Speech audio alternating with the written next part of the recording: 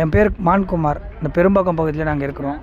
இங்கே சுமார் ஒரு 1,00,000த்துக்கு மேலான மக்களுங்க இங்கே இருக்கிறாங்க. இங்கே ஒரு 2 மாதத்துக்கு முன்னாடி ஒரு புயல் ஒன்று வந்தது இல்லையா, அந்த புயலுக்கு அதுக்கு அப்புறமே இங்கே வந்து தண்ணி வந்து சுத்தமாக வர்றது கிடையாது. ஃபுல்லாக வந்து உப்பு கரிக்குது, அப்புறம் அசுத்தமாக வருது. இதனால் வந்து குழந்தைங்கள்லேருந்து பெண்களுக்கு வரைக்கும் அந்த தோல் சம்மந்தப்பட்ட நோய்கள்லாம் வர்றதுக்கு வாய்ப்பு அதிகமாக வருது. எதனாலனா சுத்தமாக வர்றதுனால அந்த படை, தேம்பல், சொறி அந்த மாதிரிலாம் வருது. அதே மாதிரி உப்பு தண்ணினால் வர்றதுனால சாப்பாடு எல்லாருக்குமே இந்த நிறைய பேர் காலையில் 7 மணிக்கு 4 மணிக்கெலாம் வேலைக்கு போயிடுவாங்க, நைட்டு தான் வருவாங்க. அந்த நேரத்தில் போய் தண்ணிலாம் வாங்க முடியாது அவங்களால. இந்த தண்ணி தான் சாப்பாடை செஞ்சாகணும். சாப்பாடு செஞ்சாங்கன்னா மஞ்சள் நிறத்தில் சாப்பாடு வந்து மஞ்சள் நிறத்தில் மாறிடுது. சாப்பிட்டு பார்த்தா நம்ம ஏற்கனவே உப்பு போடுறதுனால அதிகமாக உப்பு ஆகுறது. போன மாதத்துக்கு முன்னாடி தான் அந்த எலெக்ஷன் முன்னாடி முதலமைச்சர் வந்து கண்ணகி நகருக்கும் பெரும்பாக்கத்துக்கும் சேர்த்து 38 லட்சம் லிட்டர் தண்ணியை வந்து தொட்டி ஒன்று ஆரம்பித்தாங்க. அதில் வந்து 18 லிட்டர் தண்ணி பெரும்பாக்கத்துக்கு அனுப்பணும்னு சொல்லியிருக்காங்க. இதனால் கார்ப்பரேஷனில் நாங்கள் போய் கேட்டதுக்கு எங்களை என்ன கேட்குறாங்க, நீங்கள் என்ன அரசியல்வாதியா, நீங்கள் ஒரு பொறுப்பில் இருக்கிறீங்களா, இல்லை ஒரு பதிவில் இருக்கிறீங்களா, இல்லை வார்டு உறுப்பினரான்னு கேட்குறாங்க. நாங்கள் என்ன பொதுமக்கள் சார்பாக போய் கேட்குறோம்.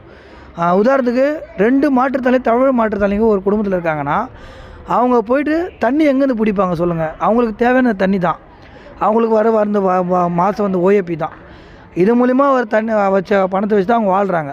அவங்க தண்ணி வச்சு தான் சாப்பிட்ணும், குடிக்கணும், குளிக்கணும், குழந்தைய குளிப்பாட்டணும், எல்லாமே அதுதான். அவங்களுக்கு தண்ணி இல்லைன்னா அவங்களால எப்படி போய் எடுத்துகிட்டு வர முடியும்? ஸோ ஒரு பிளாக்கில் இன்சார்ஜிங்க இருக்காங்க, கவர்மெண்ட் சார்பாகவும் சரி, கான்ட்ராக்ட் மூலியமாகவும் இருக்கிறாங்க. அவங்க மூலிமா ஒரு டேங்கர் லாரி, குடிநீர் டேங்கர் லாரி ஏற்பாடு பண்ணலாம். ஒரு பிளாக்குக்கு 94 குடும்பம் இருக்குது. மினிமம் பார்த்தாலும் 60 ஃபோன் பண்ணி கேட்டால் ஒரு குறிப்பிட்ட அதிகாரி என்ன சொல்கிறாருன்னா, இந்த தண்ணிக்கெல்லாம் நாங்கள் வந்து போய் நிற்போம் அப்படின்னா, அப்போ யார் போய் நிற்க கேட்குறாங்க? எங்களை தூக்கி மொத்தமாக போட்டிங்க. 1,00,000 குடும்பம் இங்கே இருக்குது, 30,000 குடும்பம் இங்கே இருக்குது, 1,00,000 மக்கள் இருக்கிறாங்க. இப்போ யார் கேட்பாங்க? பாமர மக்கள். இப்போ படித்த மக்கள் போய் என்ன பண்ணுவாங்க, ஆன்லைன்லேயோ எதுலேயோ ஒன்று வர வச்சுருவாங்க. தெரியாத மக்கள் என்ன பண்ணுவாங்க? அதிகாரி தான் போய் கேட்பாங்க. அதிகாரி அலட்சியமான பதில் சொல்கிறாங்க. என்ன சொல்கிறாங்கன்னா, குடிநீர் தண்ணி கூட நாங்கள் வந்து நிற்கணுமா, டேங்க் வரலாம், நாங்கள் உங்களுக்கு தகவல் தான் சொல்ல முடியும், நாங்கள் எப்படி கொடுக்க முடியும் அப்படின்னு கேட்குறாங்க. அப்போ எங்கள் மக்களுடைய அழல் நிலை என்ன? என் மக்கள் என்ன கிடையாது, என்ன ஒரு தீர்வு காணுவாங்க இங்கே தண்ணிக்கு சொல்லுங்கள்? தண்ணிக்கு இங்கே ஒரு ரெஸ்பான்ஸே கிடையாது. அதே மாதிரி கார்ப்பரேஷனில் போய் கேட்டோம்னா பழுப்பு உடஞ்சிச்சு, மோட்டர் தீர்ந்து போயிட்டானுங்க அப்படின்னு காரணம் சொல்கிறாங்க. வச்சு மறு ஆய்வுக்கான ஏற்பாடு இங்கே கிடையாது. அத்தியாவசிய பொருள் 2, ஒன்று குடிநீர், இன்னொன்று உணவு. இது 2க்கான வாழ்வாதாரம் இங்கே கிடையாது. இப்போ மாற்றுத்திறனாளி மொத்தம் எவ்வளோ பேர் இருக்காங்க? இங்கே வந்து தமிழ் மாற்றுத்தாளி மட்டும் 300 பேர்கிட்ட இருக்கிறாங்க. இதில் ஒரு 21 வகையான மாற்றுத்தாளின்னு பார்த்தீங்கன்னா சான்றிதழ் இருக்கும் இல்லாதவங்க சேர்த்து ஒரு 800 பேர் 1000 பேர் இருப்பாங்க. ஸோ அவங்க நிலைமை என்ன? ஒரு பிளாக்குக்கு 4 பேர் இருக்கிறாங்க, ஒரு பிளாக்கு 15 பேர் இருக்கிறாங்க. அவங்க நிலைமை என்ன?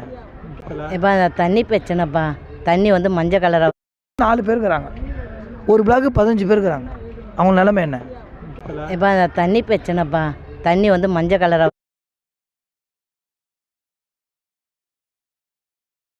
பச்சை கலர் ஆகிடுது. ஒரு 2 வாரம் வச்சுருந்தா ஒரு உப்பு தண்ணியாக இருக்குது. அந்த தண்ணி என்ன பண்ண நாங்கள் யூஸ் பண்ணுறோம்.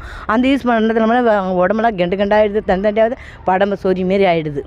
இப்போ காமிச்செல்லாம் எப்படி இருக்குதுன்னு அது ஆகிடுது. நாங்கள் தண்ணிக்கு எங்கே போவோம்? இந்த தண்ணியை நம்பி தான் நாங்கள் இருக்கிறோம்.